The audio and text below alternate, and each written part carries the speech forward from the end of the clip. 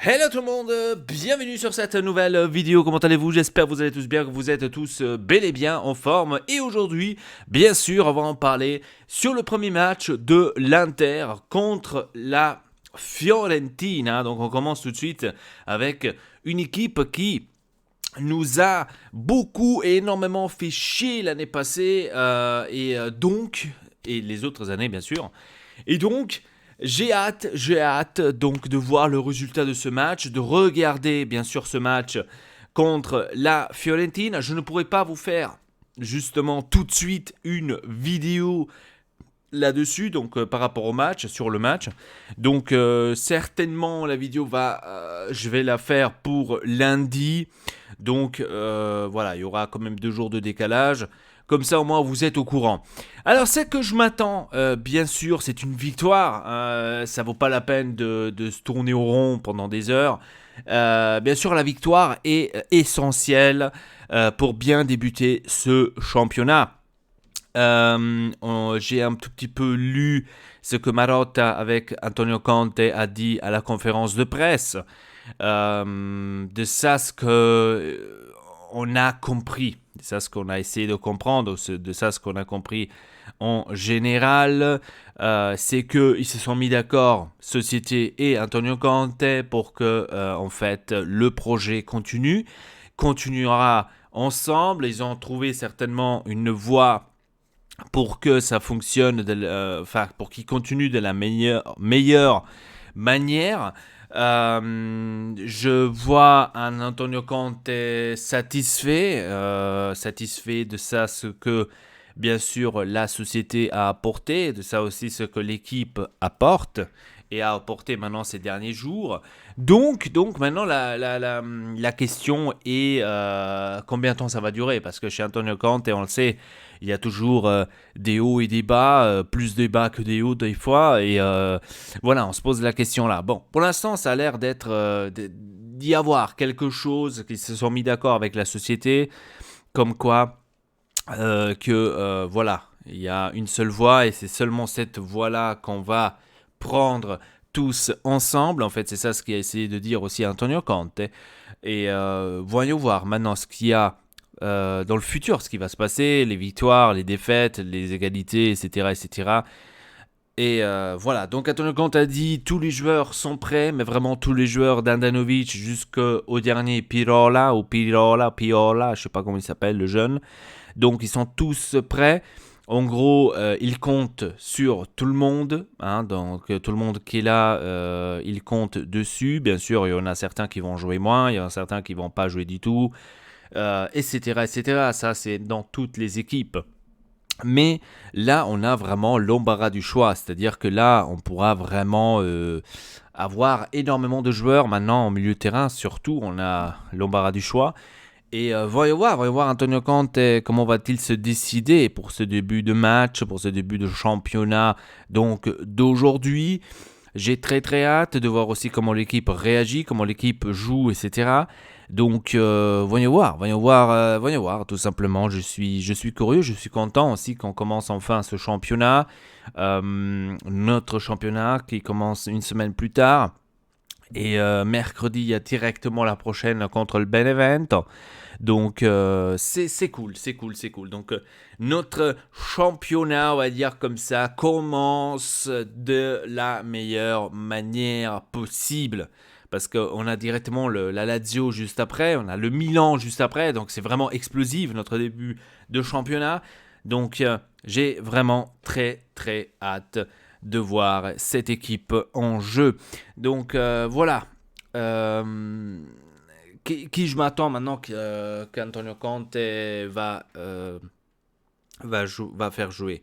Moi, personnellement, je pense qu'il va essayer certains joueurs. Il va essayer certains joueurs dans le sens que il va probablement essayer de mettre Nainggolan et Perisic pour voir est-ce que je peux les confirmer. Est-ce que c'est des joueurs que je peux compter euh, pendant la saison ou pas. Donc ça, c'est la question que maintenant on se pose. Parce qu'on ne sait pas, parce qu'on parle encore d'un Nainggolan qui que le Cagliari est intéressé encore à Nainggolan, qui veut absolument le ramener à nouveau de retour. Et d'un autre côté, on a Perisic, qu'il y a quelques mois, on voulait le laisser à Bayern. Bayern ne l'a pas pris, etc. Donc, est-ce que lui, maintenant, c'est devenu un joueur qui va rester aussi ou pas? Donc, ça, c'est les questions que maintenant tout le monde, bien sûr, se pose. Et j'ai hâte maintenant de voir aussi leur réaction quand Antonio Conte va les mettre sur le terrain. Maintenant, je ne sais pas s'il va les mettre tout de suite titulaires ou s'il va les mettre en deuxième mi-temps à 20 minutes à la fin. Je ne le sais pas. Mais en tous les cas, pour moi, je pense qu'il va essayer. Il va essayer, il va leur donner une opportunité.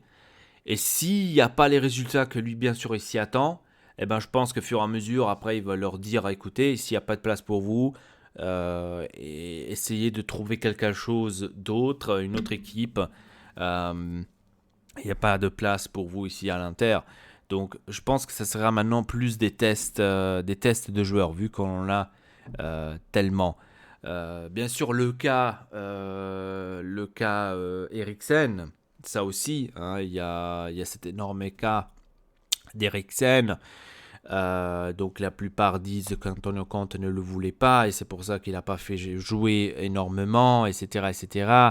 Donc il voulait même le placer, il voulait même le vendre, je crois, à Chelsea, si je ne me trompe pas, pour aller chercher Kanté, etc., etc. Donc il y a aussi ce truc-là. Donc j'ai hâte vraiment de voir. Après Eriksen, attention, moi je trouve ça très dommage parce que Eriksen, c'est un joueur que j'aime bien. C'est un joueur que j'ai vu vraiment bien jouer au Tottenham. Et donc, je me suis dit pourquoi pas l'avoir à l'Inter, surtout qu'ils l'ont fait prendre pour 20 millions quand ils auraient pu le prendre en été gratuitement. Donc, je me suis dit, mais oui, pourquoi pas. Donc, tu peux essayer, tu peux bien sûr, comment dire, l'avoir dans ton équipe parce que c'est quand même un joueur qui est très très bien, un joueur qui a explosé, on va dire en Angleterre, il faut le dire les choses comme ils sont.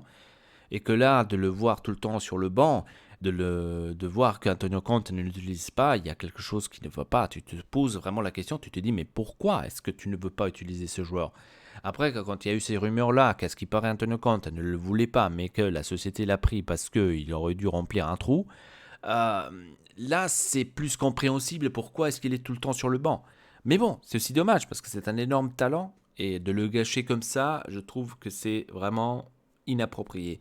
Donc ça aussi, voyons voir maintenant comment lui aussi, hein, donc Eriksen va jouer cette saison. Si peut-être c'est sa saison explosive, si peut-être c'est la saison où Antonio Conte va dire toi tu vas jouer titulaire à côté de Brozovic, fixe, etc. Donc on va vraiment compter sur toi au milieu de terrain. Donc qu'ils ont vraiment le pilier, on va dire, du milieu de terrain, que ça va être Eriksen. Je ne sais pas, ça peut tout être, ça peut aussi être que non, c'est pas Eriksen ne jouera tout le temps pas, et qui va faire jouer Sensi. Parce qu'attention, il y a le retour de Sensi aussi.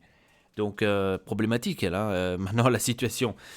Voyons voir, voyons voir. Et bien sûr, il y a Gagliardini, quand on n'arrive pas à le placer quelque part, Gagliardini, que c'est lui, le joueur, il peut rien faire. Je suis persuadé que lui, c'est pas sa faute.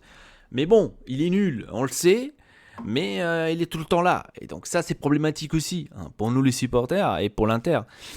Donc après, maintenant, on a beaucoup plus de choix. C'est-à-dire, c'est pas absolument à 100% que c'est lui qui doit jouer.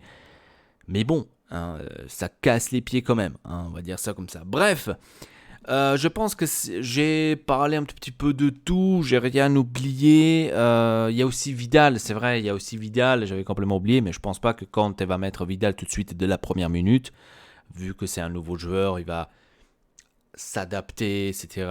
Donc, je pense, sinon ça serait pas de respect par rapport à Eriksen, parce que je me rappelle qu'Eriksen, quand il est arrivé, il y avait toujours ces excuses-là. Il doit s'adapter, c'est un nouveau championnat, c'est pas la même chose. Bon, je pense que chez Vidal, c'est autre chose parce que Vidal, il a déjà joué à la Serie A. Donc, il sait déjà comment c'est le championnat. Donc peut-être c'est différent. Bon, je sais pas. Bref, sur ce, c'était tout pour cette vidéo. Forza Inter pour ce soir. J'espère à une victoire. Je vous dis un pronostic, comme ça, vite fait, bien fait. 3-1, triplé de Lukaku. Allez, on y va, allez à l'arrache. Et sur ce, rendez-vous à lundi pour parler justement du match. Et sur ce, je vous dis à très bientôt pour une nouvelle vidéo. Votre Elpa, triple peace.